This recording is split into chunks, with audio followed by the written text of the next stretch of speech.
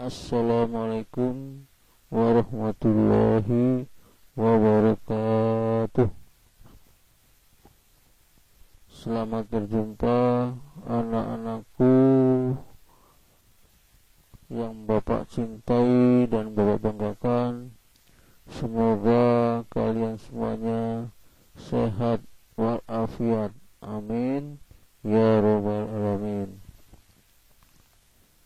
Sebelum dimulai kita ini, marilah kita awali dengan berdoa.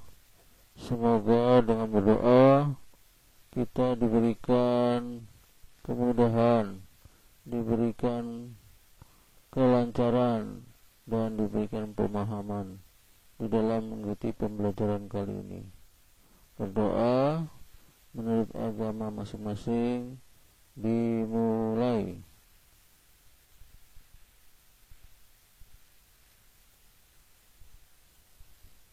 Berdoa selesai. Anak-anakku sekalian, kali ini Bapak ingin memberikan materi tentang gelombang bunyi.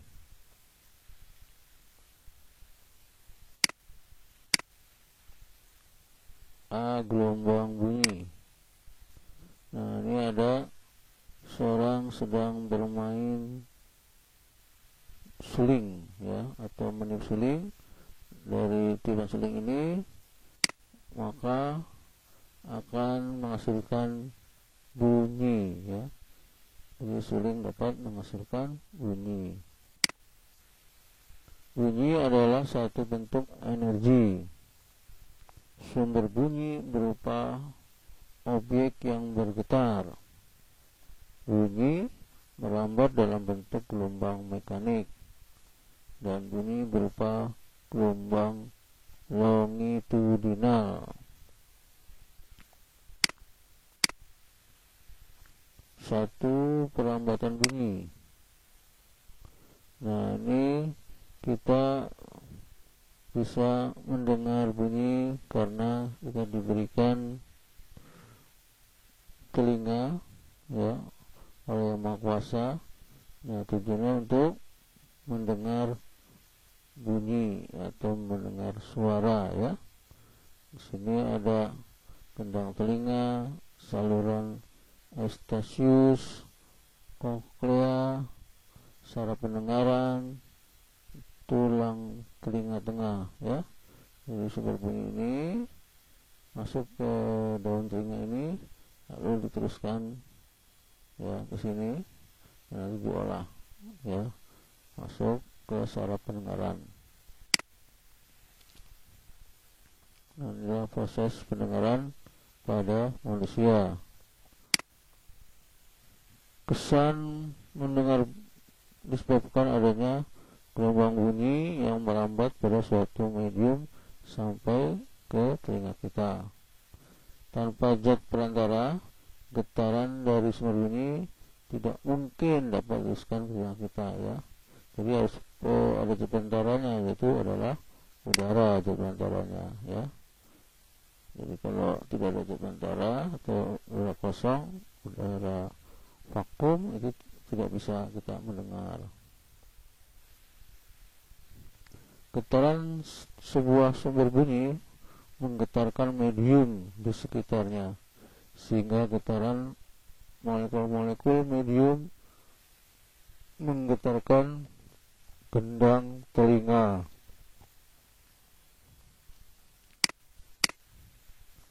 Medium gelombang bunyi dapat berupa zat padat, cair, ataupun gas, ya. Ini mediumnya bisa padat, bisa cair, ataupun gas. Bunyi merambat memerlukan medium, ya. Nah, ini ada percobaan untuk menunjukkan bahwa bunyi tidak dapat merambat di ruang hampa, ya. Jadi ada tabung, di dalamnya ada bel, ya, ada bel listrik, ya, sini bel listrik. Lalu udara ini kita keluarkan, kita pompa keluar, ya, kita sedot keluar kosong. Nah, nanti suara ini tidak bisa terdengar, suara belnya ya, kalau udara ini kita kosongkan. Nah, kalau kita isi lagi udara, nah baru kedengaran suara belnya ya. Jadi dia bunyi itu perlu ada zat perantaranya ya, yaitu artinya atau sebut mediumnya ya, maka medium dia yaitu udara itu ya. Kalau ada udara baru kedengaran, tapi kalau dia udaranya dikosongkan, ini suara belnya tidak terdengar ya. Jadi bunyi merambat memerlukan medium ya. Ini sudah dibuktikan dengan percobaan bahwa di ruang hampa bunyi itu tidak akan terdengar oleh telinga kita ya. 2. Cepat lambat bunyi. Cepat lambat bunyi tergantung pada jenis dan suhu zat perantaranya ya. Suhunya juga, jenis juga, suhu juga ya, tergantung dari itu. Dan kecepatan bunyi pada materi juga sangat bergantung pada modulus elastis dan tingkat kerapatan materinya. 3. Interferensi bunyi. Apabila dua gelombang bunyi yang frekuensinya sama datang suatu tempat secara bersamaan, kedua gelombang itu akan berinterferensi ya. Hasil interferensi gelombang bunyi menyebabkan timbulnya penguatan bunyi dan pelemahan bunyi. Salah satu percobaan untuk memperlihatkan peristiwa interferensi gelombang bunyi adalah percobaan dari Quincke ya.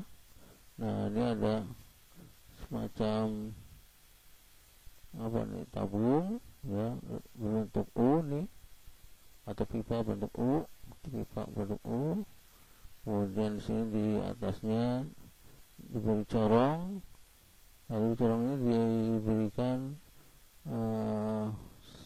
selaput ya, ditutup dengan selaput atau membran ya, boleh karet balon gitu ya. Terus di atasnya, di atas selaput tipis ini diberikan serbuk. Nah, ada serbuk garbus, ada serbuk apa, atau kertas kecil-kecil atau potong-potong, taruh di sini di atasnya ya. Nah, nanti di sini pipa yang kedua ini bisa kita mainkan ya, kita dorong tarik. Nah, nanti pipa udara yang ada dalam pipa A, C ini akan ikut bergetar ya, ikut bergetar setelah kita bunyikan dengan garpu tala. Ini garpu tala ini untuk membunyikan ya, atau menggetarkan ya. Jadi kita getarkan, getarnya kita pukul dulu, nanti dia akan bergetar nih garpu talanya. Nanti akan mengakibatkan ini berinterferensi ya. Nah, ikut bergetar dalam tabung pipa ini bergetar. Nah, nanti terbukti dengan adanya kertas atau serbuk gabus ini ikut bergetar juga di sini di atas selaput tipisnya ya, ikut bergetar. Nah, inilah percobaan dari Quincke ya, nah, tersebut dengan pesawat Quincke. Nah, oke, kita lanjut. Efek Doppler. Nah, ini frekuensi telinga terdengar lebih tinggi ketika ambulan bergerak mendekati. Nah, jadi kalau kalian pernah melihat ambulan berjalan, kemudian dia memberikan sirinenya ambulan ini, kemudian ambulannya mendekati kita. Nah, kita akan mendengar suara sirine itu semakin kencang ya, semakin keras. Artinya frekuensi yang didengar oleh orang tadi semakin kuat ya. Nah, Jadi kalau ambulan bergerak mendekati kita dan terdengar lebih rendah ketika ambulan bergerak menjauhi kita. Jadi kalau sudah lewat menjauhi, frekuensi yang didengar ini semakin berkurang ya kalau sudah menjauhi. Jadi kalau ambulan mendekati lalu mendekati kita, suara yang didengar suara sirine ini didengar oleh telinga kita semakin keras. Nah ya, jadi frekuensi pendengarnya semakin keras. Tapi kalau ambulan sudah lewat, sudah menjauhi, nah baru suaranya berkurang atau kedengarannya sudah berkurang frekuensinya ya. Nah ini disebut dengan efek Doppler ya, Doppler ya bacanya, efek Doppler. Nah ternyata dirumuskan oleh ini nama orang nih, Doppler memberikan rumus efek ya, seperti ini rumusnya. Jadi Fp itu adalah singkatan dari frekuensi yang diterima pendengar, satuannya Hz atau Hz ya, sama dengan V.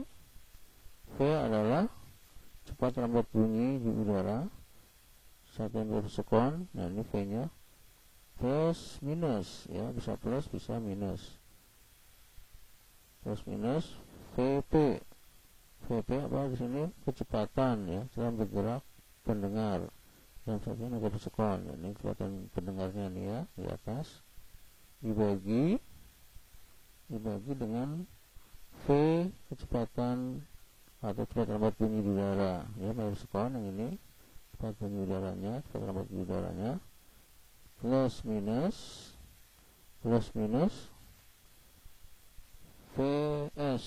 Vs adalah kecepatan sumber bunyinya ya, sumber bunyinya misalkan ambulannya kan ada sirinenya. Nah ini sebagai sumber ya namanya ya.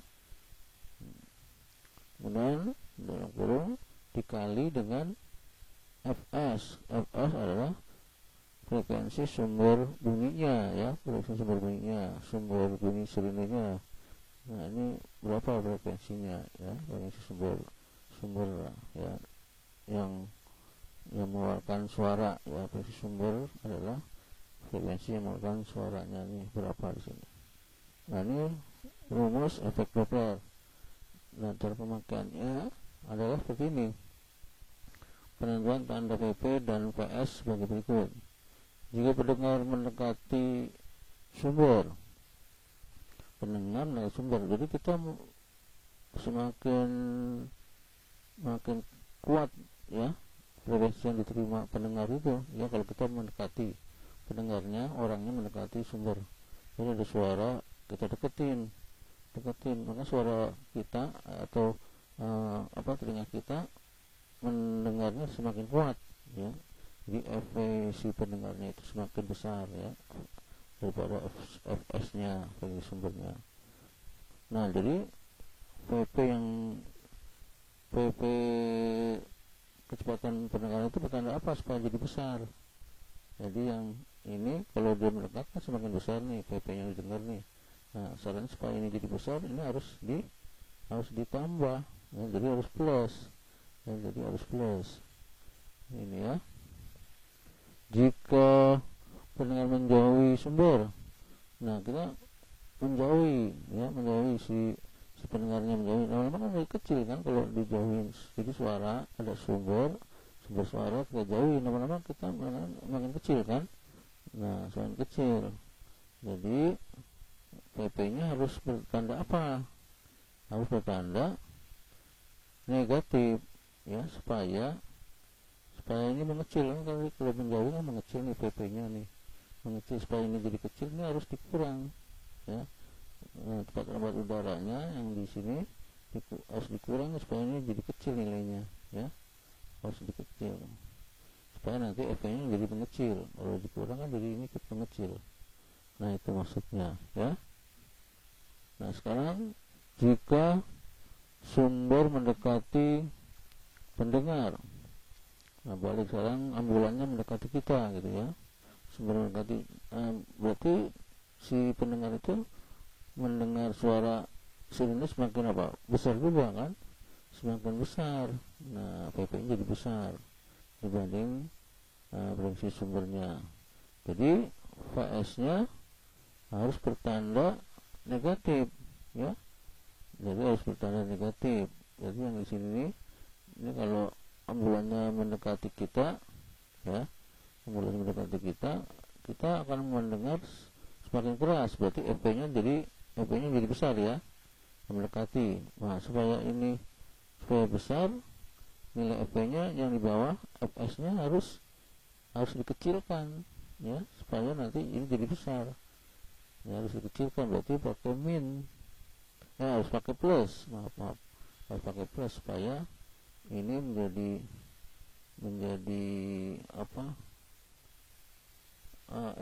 EP-nya menjadi besar. Ini berarti harus pembaginya harus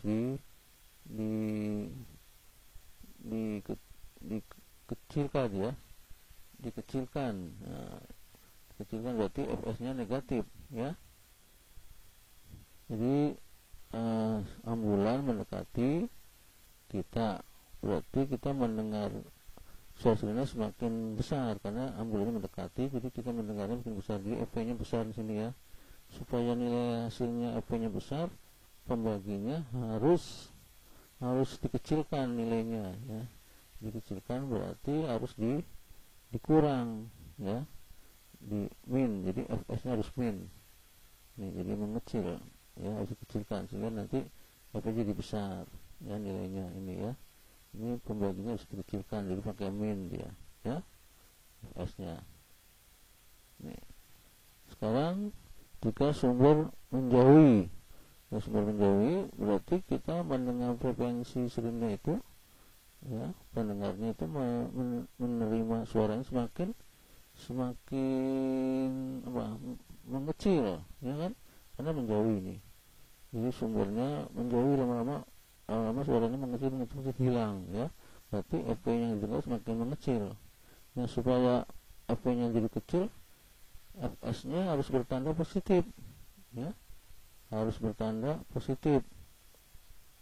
Nah, ini supaya EP-nya kecil karena kan menjauh sirinenya, kita mendengar suara sirinenya mengecil, ya.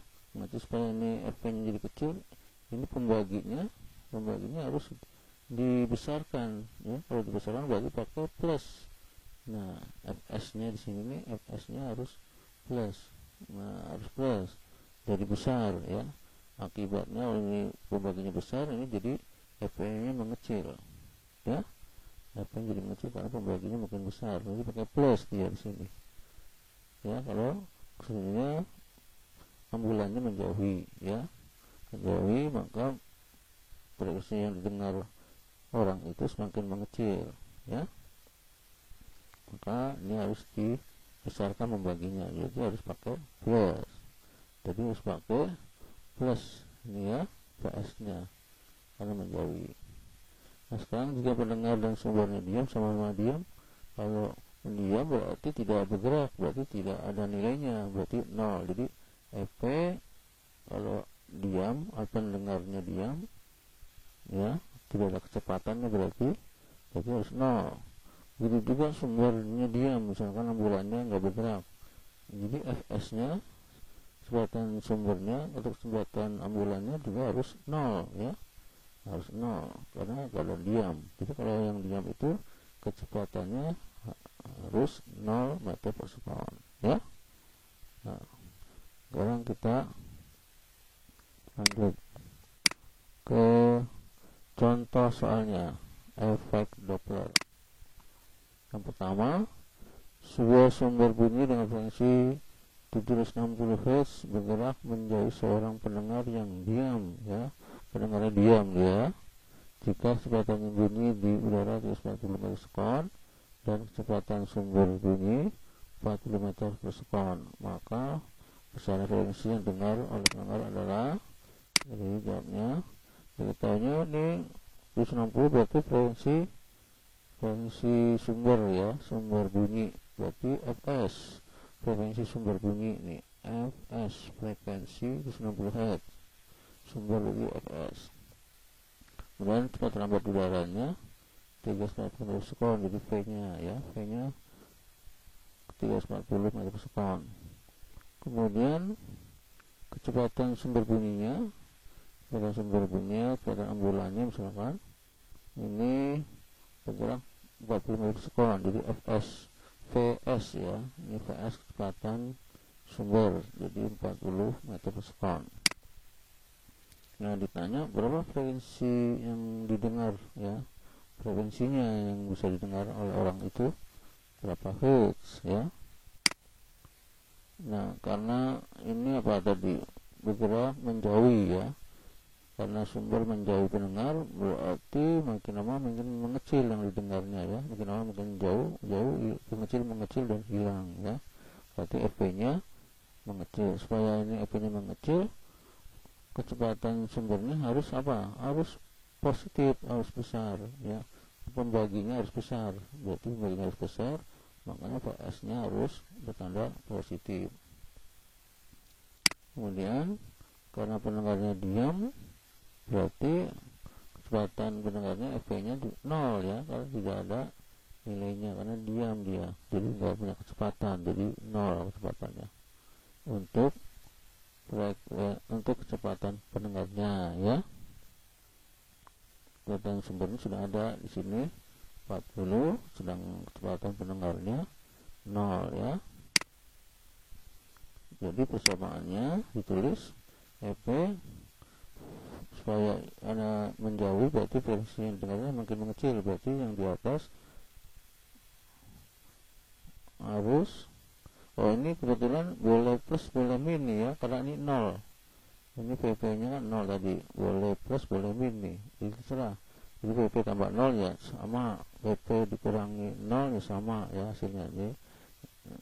Nah, ini boleh aja nih pakai yang benar sih pakai min ya, karena menjauhi. Supaya mengecil PP nya berarti ini harus pakai min ya, boleh. Ini min dikurangi 0 ya. Kemudian V di bawah, supaya ini menjadi mengecil harus positif, supaya besar, nilai di bawahnya besar, jadi kan jadi mengecil nih ya. Kalau di pembaginya besar, jadi ini mengecil, dikali dengan frekuensi sumbernya ya. Kita masukkan ini 340, yang ini tambah 0 atau kurang ya, harusnya nomornya kurang ya, karena mengecil, supaya mengecil 0, kurang aja 0. Kemudian 340 ditambah 40, nah ini plus ya, yang ini dari positif, kali ini frekuensi sumbernya berapa? 760 ya, ini ya 70, lalu 340 tambah 0, 340, 30 tambah 40, 380. Nah, ini bisa kita bagi ya, kita bagi 760 dibagi 380, ternyata dapat 2 ya, dapat 2, jadi 340 dikali 2 ya, 382 dapatnya 680 Hz ya. Nah, ini oke, kita lanjut. Contoh soal efek Doppler berikutnya. Yang kedua, sebuah ambulan bergerak dengan kecepatan 20 meter per sekon dengan membunyikan sirine dengan frekuensinya 640 Hz. Seorang pengendara sepeda motor mendekati ambulan dengan kecepatan 10 meter per sekon. Jika kecepatan bunyi sirine di udara 340 meter per sekon, maka besarnya frekuensi sirine yang didengar oleh pengendara sepeda motor adalah berapa frekuensi didengarnya ya. Diketahuinya frekuensi kecepatannya ya, P ini kecepatan sumbernya, berarti yang 20 ini kecepatan sumbernya, kecepatan ambulannya ya 20. Kemudian 60 ini adalah apa? Frekuensi sirinenya, berarti frekuensi sumber ya. Dan 60 itu frekuensi sirinenya, yaitu jadi frekuensi sumbernya 60. Kemudian kecepatan seorang pengendara bermotor mendekati ambulan. Nah, jadi kecepatan pendengar nih ya, dia kan pendengar naik motor, jadi punya kecepatan 10 meter, berarti kecepatan pendengarnya 10 nih pendengar, jadi EV ya. Ini pengendara motornya pengendaranya naik motor ya, kecepatan 10 meter, jadi EV. Kemudian yang 32 adalah kecepatan udaranya ya, ditanya berapa versi pendengarnya. Nah, karena mendekati tadi, seorang motor mendekati, berarti EP-nya semakin besar dong ya, didengarnya makin kenceng, karena makin mendekati suara. Kalau kita mendekati suara, lama-lama frekuensi yang didengar oleh pendengar semakin besar ya. Nah, supaya besar berarti EP-nya harus bertanda positif ya, positif.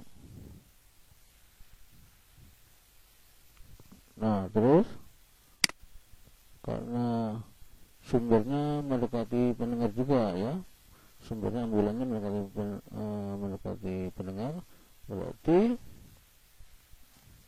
EP-nya yang didengar pendengar juga semakin besar ya, karena dia mendekati. Nah, supaya EP-nya membesar, berarti FS-nya di bawah tadi harus dikecilkan nilainya ya, harus dikecilkan, berarti FS-nya harus pakai tanda negatif ya. Nah, jadi persamaannya seperti ini, jadi V ditambah VP yang di atas pakai plus, yang di bawah harus dikecilkan supaya EP-nya besar ya. Supaya EP-nya besar, berarti ini yang di bawah harus pakai dikecilkan nilainya supaya jadi min.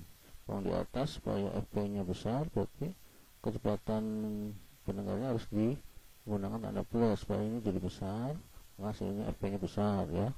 Dan kalau supaya ini jadi besar, EP-nya, FS-nya juga harus dikecilkan di sini ya, V-nya baru ke min, baru dikali FS. Masukkan harganya atau nilainya, berarti FP-nya 40, FP-nya 10, jadi versi kecepatan pendengar 10, kemudian 340 dikurang ya, dikurang kecepatan sumbernya, dan sumbernya tadi berapa? 20, harus min ya, harus min. Kemudian jadi tambahkan di atas 340 dapat 10 dapat 350, bawah 340 dikurang 20 dapat 320. Nah, ini bisa dibagi 60 dibagi 320 ya, dapat ternyata dapat 2 ya, di 60 dibagi 320 dapat 2, jadi 350 dikali 2 dapat 700 Hz ya. Nah, mudah-mudahan ini bisa memahami. Kita lanjut.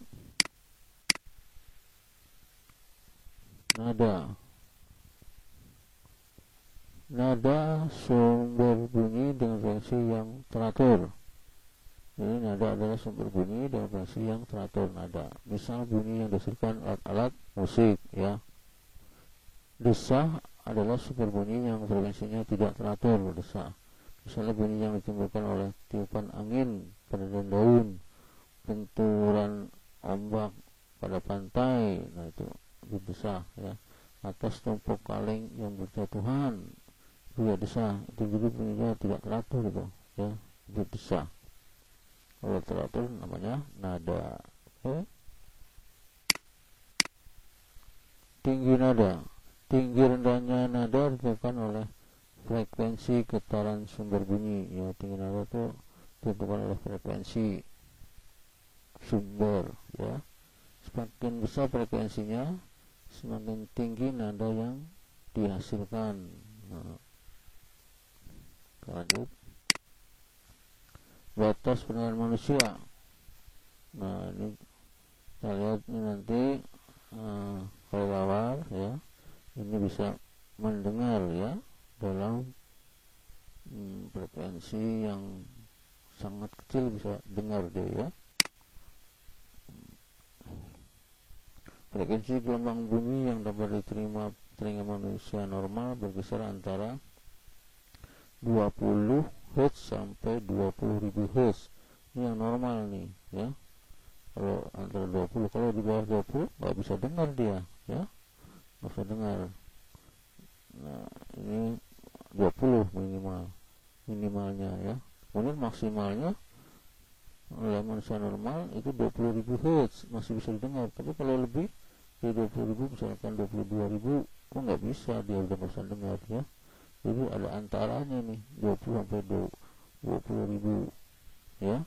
Kurang dari 20 dia nggak bisa dengar, lebih dari 20.000 dia nggak bisa dengar ya. Gelombang bunyi yang punya frekuensi kurang dari 20 Hz disebut infrasonik namanya ya. Jadi ini 20 nih, di bawahnya namanya infrasonik. Gelombang bunyi yang frekuensinya lebih dari 20.000 Hz disebut ultrasonik. Nah ini yang ini 20.000 tadi, lebih dari 20.000, nah ini disebutnya ultrasonik ya. Jadi gelombang bunyinya disebut ultrasonik, lebih 20.000. Nah anjing dapat mendengar bunyi yang frekuensinya sampai 50.000 Hz. Wah, berarti ultrasonik tuh ya. Jadi telinganya anjing ini telinga ultrasonik karena bisa mendengar sampai 50.000. Nah, jadi suara yang keras banget tuh bisa didengar nih ya oleh anjing ini, 50.000 Hz. Kelelawar dapat mengetahui getaran yang usianya 100.000 Hz, lebih besar lagi ya. Jadi dia 100.000 Hz ini tinggi banget nih ya. Ini kalau masih bisa mendengarnya nih ya. Nah, kalau manusia sudah nggak bisa ya, karena udah nggak kuat telinga kita ya. Oke, lanjut. Kuat atau nyaring nada. Nah ini grafik kuat nyaring nada ya, amplitudenya, gelombangnya ya. Perbedaan kuat ada nada nih biru dengan merah, dari perbedaan kuat nadanya. Jadi kuat atau nyaringnya sebuah nada ditentukan oleh amplitudo getaran sumber bunyi. Gambar di samping memperlihatkan perbedaan yang dihasilkan oleh getaran sumber bunyi. Nah ini ya, amplitudo gelombang A lebih besar dibanding gelombang B.